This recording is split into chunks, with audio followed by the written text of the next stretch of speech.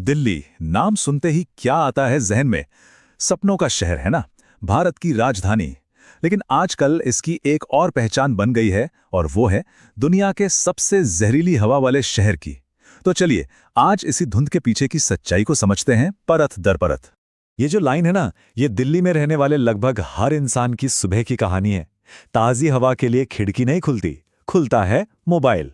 और सबसे पहले चेक होता है AQI, मतलब एयर क्वालिटी इंडेक्स। ये एक डर है जो अब रोज की जिंदगी का हिस्सा बन चुका है। देखिए, ये सिर्फ कुछ आंकड़े नहीं हैं। ये एक जीता जागता संकट है। एक ऐसा संकट जो करोड़ों लोगों की जिंदगी पर हर पल असर डाल रहा है। तो सवाल ये उठता है कि इस संकट की जड़ें आखिर हैं कितनी गहरी। और यही यही इस पूरी कहानी का सबसे डरावना पहलू है कि जो हवा हमें जिंदगी देने के लिए है, वही अब धीरे धीरे हमारी जिंदगी छीन रही है। चलिए इस अदृश्य दुश्मन को थोड़ा और करीब से जानते हैं। दिल्ली के प्रदूषण में वैसे तो कई जहरीले तत्व हैं, लेकिन एक नाम है जो बार बार सुनने में आता है और वो है PM 2.5। इसे हम इस पूरी समस्या का सबसे खतरनाक चेहरा कह सकते हैं। तो ये PM 2.5 है क्या भला? देखिए, ये हवा में मौजूद इतने ज्यादा बारीक कण होते हैं, इतने छोटे कि सांस लेने पर ये फेफड़ों से होते हुए सीधे हमारे खून में पहुंच जाते हैं। और बस यहीं से शुरू होता है बीमारियों का वो सिलसिला जिसकी हम बात कर रहे थे। यही है हमारा वो अदृश्य दुश्मन। ठीक है, तो अब असली पड़ताल शुरू करते हैं। इस जहर के लिए आखिर जिम्मेदार है कौन? आइए एक एक करके दिल्ली के सबसे बड़े गुनहगारों की जांच पड़ताल करते हैं। तो हमारी लिस्ट में जो पहला संदिग्ध है वो है सड़कों पर दौड़ती गाड़ियां। क्या दिल्ली के प्रदूषण का सारा ठीकरा इन पर फोड़ देना सही है?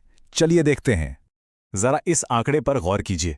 1 करोड़ से भी ज्यादा, जी हां, इतनी गाड़ियां दिल्ली NCR की सड़कों पर हैं। और ये सिर्फ एक नंबर नहीं है, ये हर साल लाखों की तादाद में और बढ़ रहा है। ये संख्या खुद ही बता रही है कि समस्या कितनी बड़ी है। सोचिए, जब लाखों गाड़ियां एक साथ सड़कों पर होती हैं, ट्रैफिक जैम में फंसी रहती हैं, तो दिल्ली एक तरह से गैस चेंबर में बदल जाती है। और इसमें भी जो पुरानी डीजल गाड़ियां हैं ना, वो तो सबसे ज्यादा जहर उगलती हैं। तो हाँ, इस मामले में गाड़ियां एक बहुत बड़ी गुनाहगार हैं, इसमें कोई शक नहीं। चलिए अब अपने दूसरे संदिग्ध की तरफ बढ़ते हैं। इंडस्ट्रीज और फैक्ट्रियां। दिल्ली के चारों तरफ नोएडा, गाजियाबाद, फरीदाबाद, ये सब औद्योगिक इलाके हैं। तो सवाल यह है कि क्या ये नियमों का पालन कर भी रहे हैं? हकीकत तो ये है कि कई फैक्ट्रियों में पोल्यूशन रोकने वाले फिल्टर या तो हैं ही नहीं या फिर उन्हें चलाया ही नहीं जाता, खर्चा बचाने के लिए। कानून कागज पर तो बहुत सख्त हैं, लेकिन जमीन पर अक्सर ढील दिखती है, खासकर रात के अंधेरे में जब कोई देखने वाला नहीं होता। अब आते हैं सबसे ज्यादा विवादित मुद्दे पर, पराली जलाना। हर साल सर्दियों की शुरुआत होते ही पंजाब और हरियाणा से आने वाला धुआं दिल्ली की हवा को और भी जहरीला बना देता है। तो क्या इसके लिए सीधे सीधे किसान जिम्मेदार हैं? लेकिन ज्यादातर एक्सपर्ट्स इसे किसानों की गलती नहीं, बल्कि एक पॉलिसी फेलियर मानते हैं।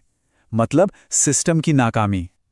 पराली को हटाने वाली मशीनें बहुत महंगी हैं, फसल काटने और अगली फसल बोने के बीच समय बहुत कम होता है, और सरकारी मदद भी काफी नहीं है।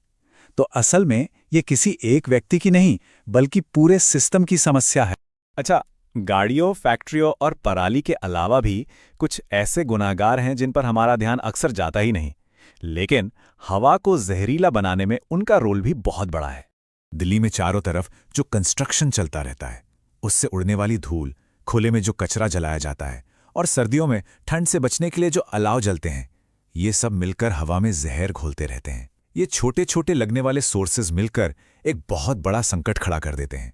तो हमने कारणों की तो काफी बात कर ली, लेकिन इस जहरीली हवा की असली कीमत कौन चुका रहा है और कैसे? इसकी कीमत हमारी सेहत और देश की अर्थव्यवस्था दोनों ही चुका रहे हैं। ये जो नंबर स्क्रीन पर है, ये सच में चौंकाने वाला है। दिल्ली NCR में रहने वाले लोगों की औसत उम्र सिर्फ प्रदूषण की वजह से 6 से 9 साल तक कम हो रही है। जरा सोचिए, ये इस संकट का कितना भयानक और सीधा असर है। और ये प्रदूषण सबसे ज्यादा और सबसे बुरा असर डालता है बच्चों और बुजुर्गों पर। एक तरफ बच्चों के फेफड़ों का विकास ठीक से नहीं हो पा रहा, तो दूसरी तरफ बुजुर्गों में हार्ट अटैक और स्ट्रोक का खतरा कई गुना बढ़ गया है। ये एक पूरी की पूरी पीढ़ी की सेहत का सवाल बन गया है। और देखिए, जब लोग बीमार पड़ेंगे तो इलाज पर खर्च भी बढ़ेगा और काम करने की क्षमता भी घटेगी। इसलिए ये सिर्फ एक हेल्थ क्राइसिस नहीं है, ये एक इकोनॉमिक क्राइसिस भी है, जो देश की तरक्की की रफ्तार को भी धीमा कर रहा है। तो क्या इसका मतलब है कि कोई उम्मीद ही नहीं बची? नहीं, ऐसा बिल्कुल नहीं है।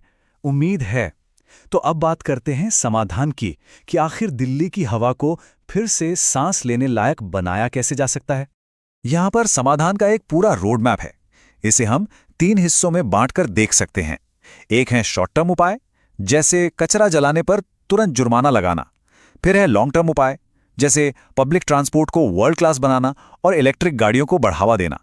और सबसे जरूरी हिस्सा है हम सबकी भूमिका, जैसे गाड़ी का इस्तेमाल कम करना, कार पूलिंग करना और इस मुद्दे पर लगातार आवाज उठाते रहना।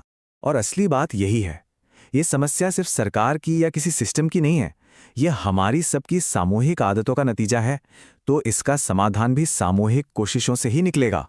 एक बात सोचने वाली है, अगर आज हमने अपनी आदतें नहीं बदली तो कल हमारी आने वाली पीढ़ी साफ हवा में सांस लेने के अपने हक के लिए हमसे सवाल जरूर करेगी, और तब शायद हमारे पास कोई जवाब नहीं होगा।